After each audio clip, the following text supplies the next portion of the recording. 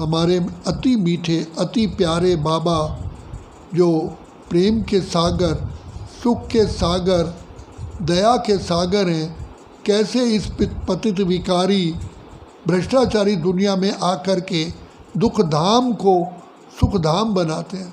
बाबा बार बार कहते हैं बच्चे मन मना भाव, अपने को आत्मा समझ मुझ बाप को याद करो और कोई बीती हुई बात है उसको फुल स्टॉप लगाओ। तुम्हारा समय सारा व्यर्थ होता है, व्यर्थ बोलने में, व्यर्थ सुनने में, व्यर्थ देखने में, व्यर्थ सोचने में।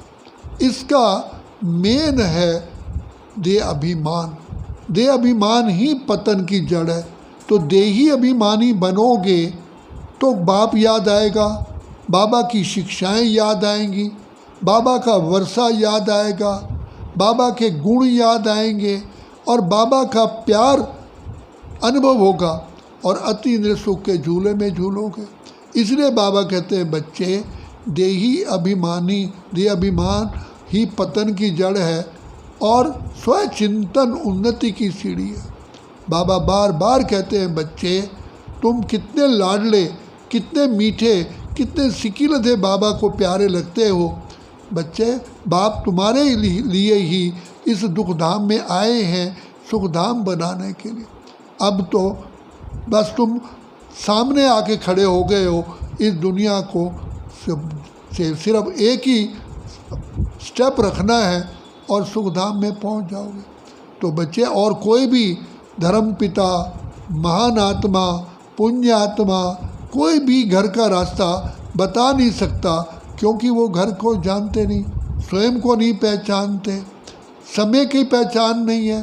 तो संसार में एक ही परमपिता परमात्मा है जो सृष्टि का रचयिता है, डायरेक्टर है, क्रिएटर है और प्रिंसिपल एक्टर है। तो बाबा ने आकर के कितनी हम पर अति कृपा की है, जो आकर के हमको तीसरा नेत्र बुद्धि का दे दिया। तो देखो, इसलिए बाबा कहते हैं बच्चे खुद अपनी घोट तो नशा चढ़े। बाबा से बातें करो कि बाबा आपने कितना हम पर उपकार किया है, हम तो अंधकार में थे, ठोकरें खाते थे, ढूंढ रहे थे आपको, लेकिन आपने बताया, अपना परिचय दिया। हम खुद को भी भूल चुके थे, अपने पिता परमात्मा को, बाप को भूल गए थे, घर को भूल गए थे और हमें अपने असली स्वरूप का भी पता नहीं था। तो आपने आकर के हमें अनादि आदि स्वरूप का परिचय दिया, अपनी भी पहचान दी, घर की भी पहचान दी और पापों से मुक्त होने का बहुत सहज तरीका बताया कि बच्चे तुम मीठे मीठे प्यारे प्यारे बाप को याद करो।